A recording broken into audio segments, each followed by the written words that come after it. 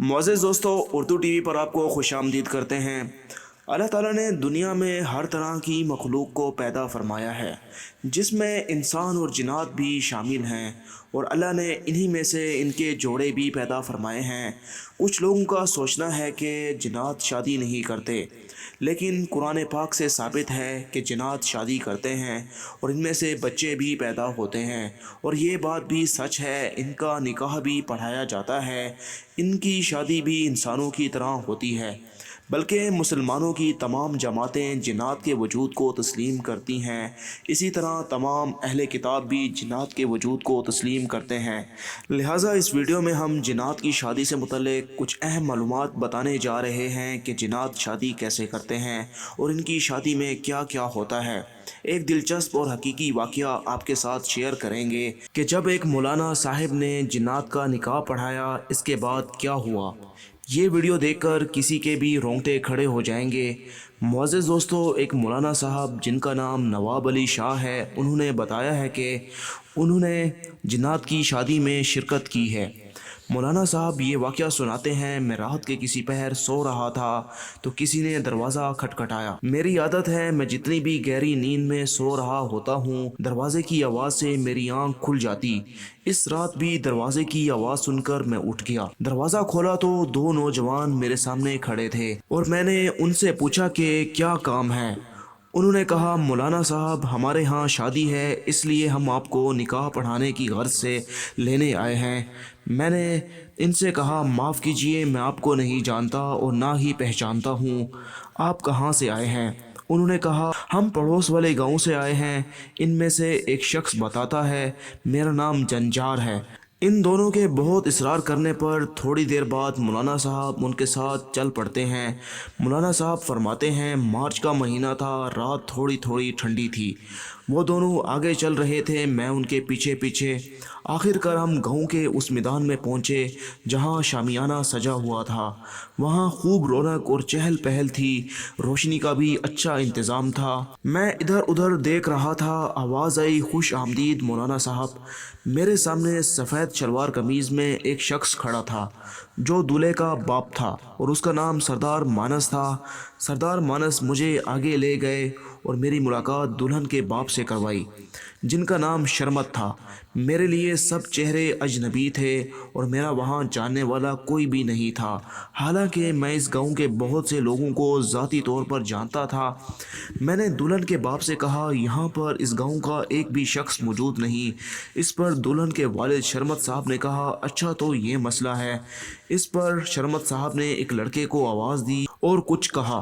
खैर, थोड़ी देर बाद मैंने इस गांव के एक दुकानदार को आते देखा जिनका नाम राशिद था। इतनी देर में राशिद साहब मेरे पास आकर बैठ गए। मैं इनसे पूछने लगा, आपकी दुकान कैसी चल रही है। उन्होंने चौंकते हुए कहा, अच्छी चल रही है। इसी दौरान मुझे दुल्हन के वालिद ने कहा, आइए मौलाना साहब, निकाह पढ़ाइए, देर हो रही है। मैं वहाँ से उठकर दुल्हन के कमरे में गया जहाँ मैंने इसका निकाह पढ़ाया। इसके बाद दुल्हन के वालिद ने मुझे मिठाई और कुछ पैसे भी दिए। इतनी देर में खाना खोल दिया गया और मेरे सामने लजीज खानों से भरा हुआ एक दस्तरख्वान लगाया गया। मैंने खूब मज़े से वो खाना खाया।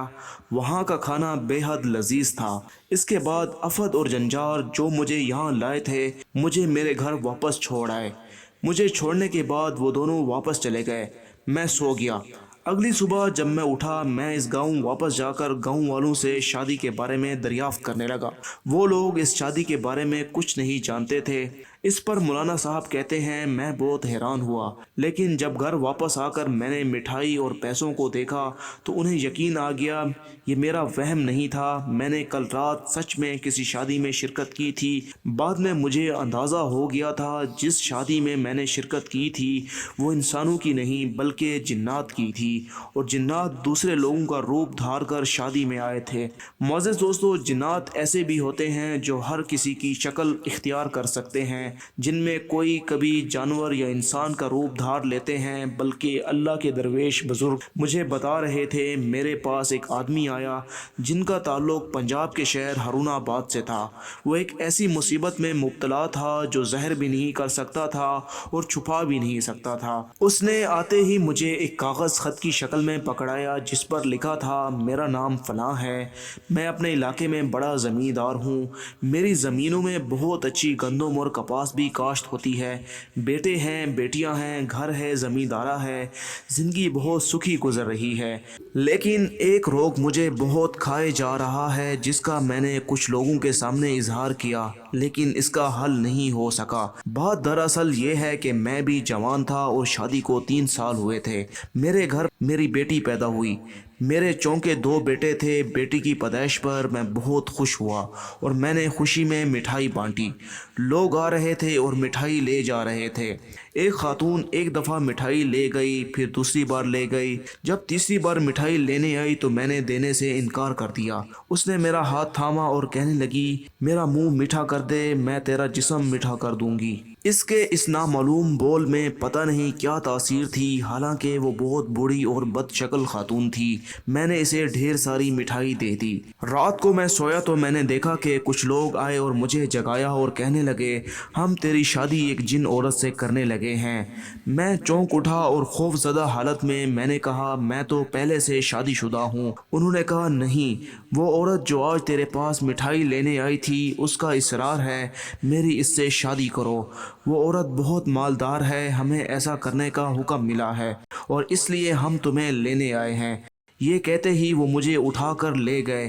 میں خود کو بچانے کے لیے مزاحمت کرنے لگا، لیکن میرے منہ سے آواز نہیں نکل رہی تھی۔ ایسے لگ رہا تھا میرے ہونٹ تو ہل رہے ہیں لیکن آواز نہیں نکل رہی۔ اس موقع پر زندگی میں پہلی دفعہ میں نے خود کو بے بس محسوس کیا۔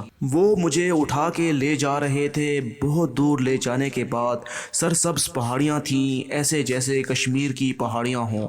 وہاں ہر طرف کھانے پک رہے تھے، ہر طرف گہما گہمی تھی، ہر طرف موسیقی کی آوازیں بھی آ رہی تھیں، چاروں طرف خوشی کی آوازیں تھیں۔ مجھے ایک بہت خوبصورت لباس پہنایا گیا اور میں خوبصورت لباس پہنتے ہی دولہا بن گیا، اور دولہا بنتے ہی مجھے پچھلے سارے غم بھول گئے۔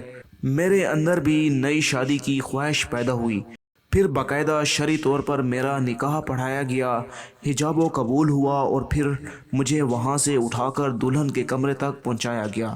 وہاں پہنچ کر میں نے اپنی بیوی کی طرف دیکھا۔ میری بیوی واقعی جیسا میں نے کوکاف کی پری کا حسن و جمال سنا تھا اتنی ہی خوبصورت، اس کا سراپا، اس کا جسم، اس کی خوبصورت آنکھیں، خوبصورت گردن، گلابی ہونٹ، مہکتے رخسار، نشیلی پلکیں، دل ربا آواز، خوبصورت ہاتھ، جسم سارا سونے اور جواہرات سے لدا ہوا تھا۔ میں نے رات اس کے ساتھ شب بسری کی۔ صبح خود ہی کہنے لگی، اب میرے غلام آپ کو چھوڑ آئیں گے، آپ اپنی انسانی بیوی سے اس بارے میں اظہار مت کرنا ورنہ وہ ناراض ہوگی۔ اس واقعے کو سالہ سال گزر گئے۔ میری جن بیوی جس کا نام افرید تھا، میری افرید کے ساتھ ایسی محبت بڑھی، اس میں سے میرے 7 بچے ہیں جو کہ جن ہیں۔ میری اور افرید کی کبھی لڑائی نہیں ہوئی جب سے میری افرید سے شادی ہوئی۔ دولت، مال، چیزیں اور انعامات خداوندی مجھ پر بارش کی طرح برسیں۔ سالوں سے ہماری زندگی اچھی گزر رہی تھی۔ میں بعض اوقات افرید کو ملنے کے لیے اپنی انسانی بیوی سے چھپ کر دوسرے شہر کے بہانے سے ہفتے میں 2-3 دفعہ چلا جاتا ہوں اور افرید کے ساتھ وقت بتاتا ہوں۔ اس کے خادم مجھے وہاں لے جاتے ہیں۔ وہ دور کشمیر کی پہاڑیوں پر رہتی ہے۔ دنیا کے سب میوے اس کے پاس ہیں۔ وہ 7 بچے مجھ سے محبت کرتے ہیں، میں ان سے محبت کرتا ہوں، جن میں 5 بیٹے اور 2 بیٹیاں ہیں۔ بڑے بیٹے کا نام عدنان برہان، تیسرے کا عطرت، چوتھے کا نام عظیم اور 5ویں کا نام ظہیر، اور 2 بیٹیاں جن کے نام عائزہ اور شائستہ ہیں۔ اب میری اولاد جوان بھی ہو گئی ہے اور ادھر سے انسانی اولاد بھی جوان ہو گئی ہے۔ انسانی اولاد کی شادیاں ہو گئی ہیں، اب مجھے جناتی اولاد کی شادیوں کی فکر ہے۔ میں پریشان اس وجہ سے ہوں، جناتی اولاد کا کیا کروں، کیسے کروں؟ جنات میرے بچوں کا رشتہ لینے کو تیار نہیں۔ وہ کہتے ہیں ان کا باپ انسان ہے، یہ بچے خالص جن نہیں ہیں۔ میں بہت پریشان ہوں، برائے مہربانی میری پریشانی کا ازالہ کریں۔ وہ اللہ والے درویش بزرگ کہنے لگے کہ میں نے اس کی بات سنی تو میں مسکرا دیا۔ میں نے کہا یہ کوئی مسئلے کی بات نہیں ہے، میں جنات سے عرض کروں گا وہ رشتے کے معاملوں میں آپ کا ساتھ دیں۔ اور پھر کچھ عرصے کے بعد اللہ کے فضل سے ان کی اولاد کی شادیاں ہو گئیں، لیکن میں نے اسے یہ بات ضرور بتائی جیسا کہ جنات پہلے آپ کے بچوں کے رشتے ٹھکرا چکے ہیں، وہ کہیں اس دشمنی میں آپ کے بچوں پر کالا جادو نہ کر دیں، اس لیے آپ خود، آپ کے بچے اور آپ کی بیوی افریت سب یا کہاروں کا وظیفہ پڑھیں۔ اب وہ بہت خوش ہیں۔ بچوں کی شادیوں کے بعد اس کی جن بیوی مجھ سے ملنے آئی، اس نے شکریہ ادا کیا، ڈھیروں ہدیے لائی جو میں نے غریبوں میں تقسیم کیے اور ضرورت مندوں کو دے دیے۔ علامہ ابن تیمیہ مجموعۃ الفتاوی میں لکھتے ہیں، کبھی کبھی انسان اور جنات آپس میں نکاح کرتے ہیں اور ان کی اولاد بھی پیدا ہوتی ہے، یہ چیز بہت مشہور اور عام ہے۔ حضور پاک صلی اللہ علیہ وسلم کا یہ ارشاد بھی حدیث میں موجود ہے، آدمی جب اپنی بیوی کے قریب جاتا ہے تو بسم اللہ نہیں پڑھتا تو شیطان اس کی بیوی سے مجامت کرتا ہے، یہ بھی حدیث میں موجود ہے۔ حضور پاک صلی اللہ علیہ وسلم نے جنات سے شادی کرنے سے منع فرمایا ہے۔